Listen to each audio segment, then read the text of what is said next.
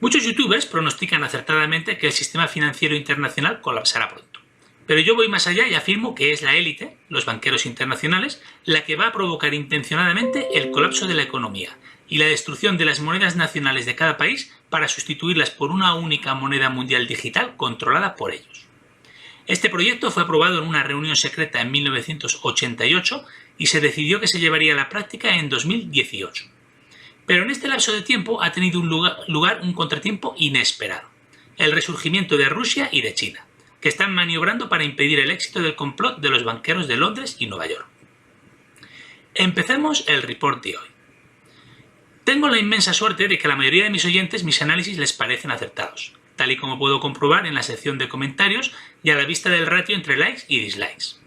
Pero aunque pocos, también hay oyentes que no creen que la economía esté tan mal, y mucho menos que ésta vaya a colapsar. Esos oyentes tienen la bondad de escuchar pacientemente mis audios e incluso colaboran con este canal compartiendo con nosotros su punto de vista en la sección de comentarios. Puesto que soy un ferviente defensor de la libertad de expresión, me complace mucho leer sus intervenciones, sobre todo las de tono educado y constructivo, pero también las groseras, aunque en este caso ya sabéis que os exponéis a que yo también sea un poco grosero con vosotros. Todo esto es parte del encanto de Internet.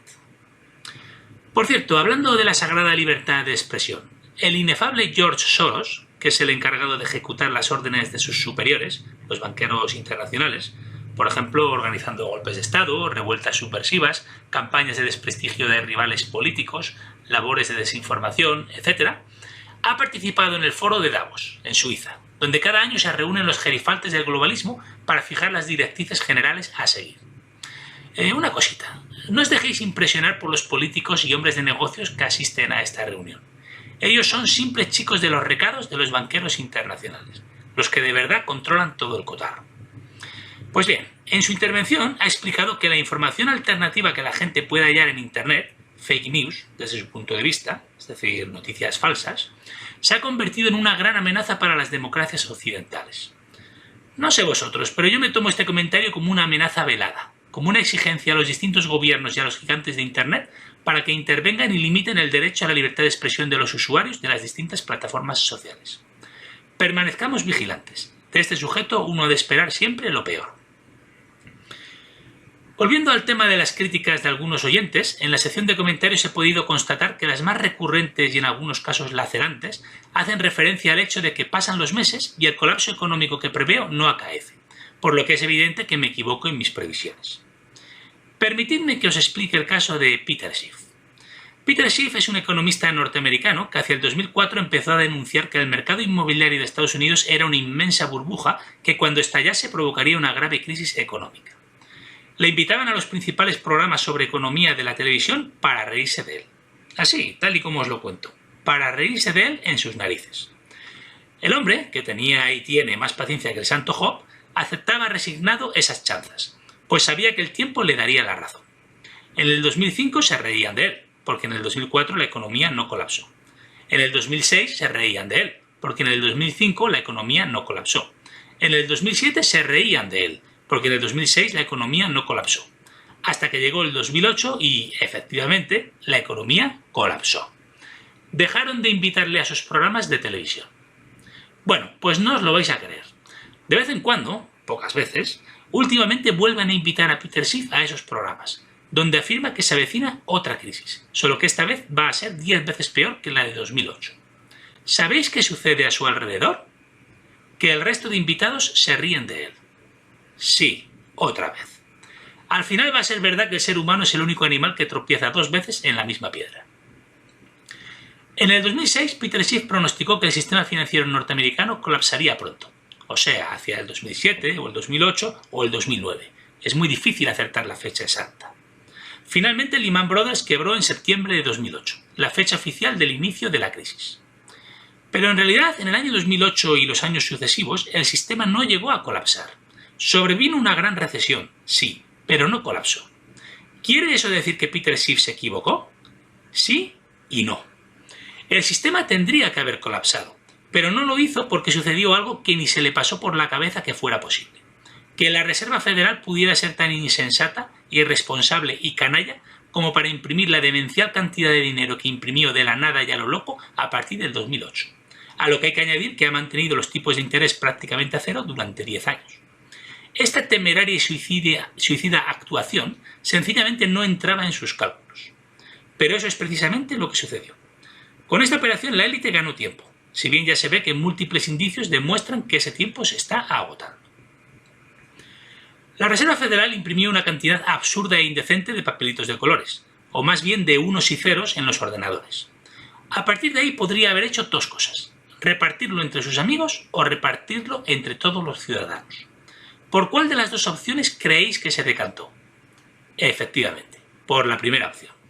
La Reserva Federal regaló ese dineral a sus amigos de Wall Street, que en la última década se han dedicado a comprar con esos papelitos de colores los bienes más atractivos de cada país, por ejemplo, edificios enteros en las ciudades más chic del mundo, y sus empresas más valiosas, tanto empresas privadas como empresas públicas indebidamente privatizadas.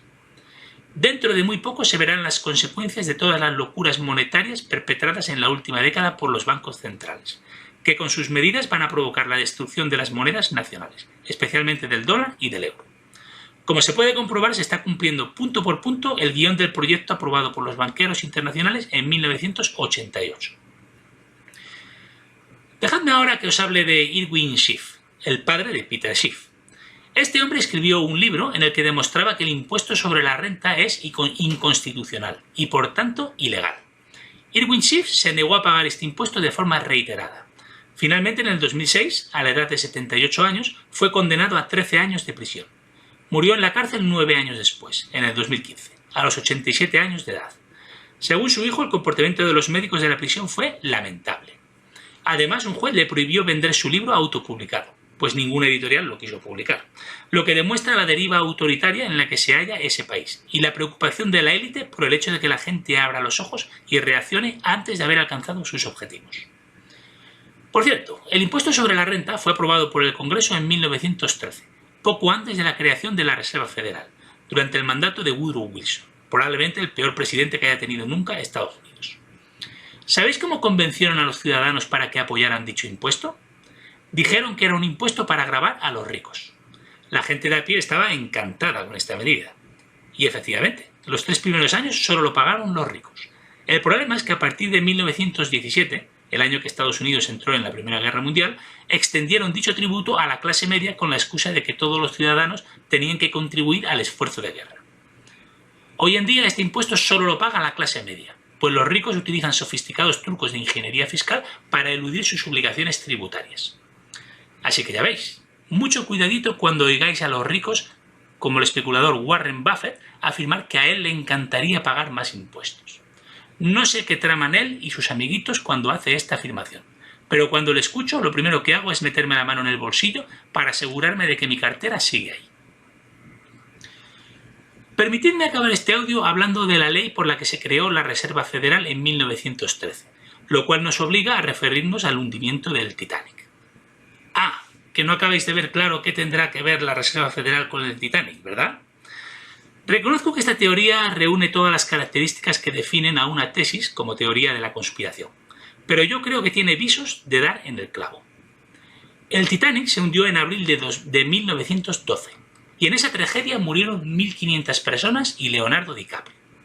Pero aparte de Leonardo, murieron varios multimillonarios que se oponían a los planes de los Rothschild, los Rockefeller y JP Morgan de crear la Reserva Federal. Una tragedia muy conveniente, como podéis comprobar. A muchos de vosotros os resultará imposible creer que alguien esté dispuesto a sacrificar a 1.500 personas inocentes para enmascarar el asesinato de varios formidables rivales. Recapacitad. Estamos hablando de las mismas personas que provocaron la Primera Guerra Mundial, la Revolución Rusa y la Segunda Guerra Mundial para hacerse con el control de Alemania, Italia, Rusia y Japón. Para esta gente el sacrificio de 1.000 y pico personas carece de relevancia. Por lo demás, resulta que el Titanic pertenecía a JP Morgan y que el mismísimo JP Morgan iba a embarcar en el Titanic en ese viaje, pero casualmente en el último momento no lo hizo porque se encontraba indispuesto. Por cierto, vais a alucinar con esto. Resulta que en 1898 un escritor llamado Morgan Robertson escribió El hundimiento del Titán, un libro de ficción que narraba cómo un transatlántico llamado Titán se hundía en el Atlántico tras chocar con un iceberg. Algunas malas lenguas dicen que JP Morgan encontró inspiración en este libro. Me pregunto si alguien habrá publicado un libro a finales de los 90 acerca de unos aviones que se estrellan contra unas torres mellizas. Ya lo dicen ya, que algunos criminales han sacado sus ideas de los capítulos de CSI. Llamadme conspiranoico, pero la verdad es que a mí todo esto me cuadra bastante. En 1912 eliminan a las personas que pueden obstruir sus planes. En 1913 crean la Reserva Federal y en 1914 provocan el estallido de la Primera Guerra Mundial, pues era de vital importancia que la Reserva Federal se pusiera a imprimir dinero a lo loco cuanto antes. Pues lo mejor que puede hacer una criatura recién nacida es ponerse a andar cuanto antes, más aún si nace en la jungla. Y creedme, la jungla es una guardería comparado con el mundo de las finanzas. La Primera Guerra Mundial finalizó con el Tratado de Versalles de 1919, por el que Alemania se comprometía a pagar una indemnización desorbitada a Gran Bretaña y Francia, que a su vez habían contraído una gigantesca deuda con Estados Unidos, o mejor dicho, con los banqueros de Nueva York. Supongamos que esa deuda era de 100x.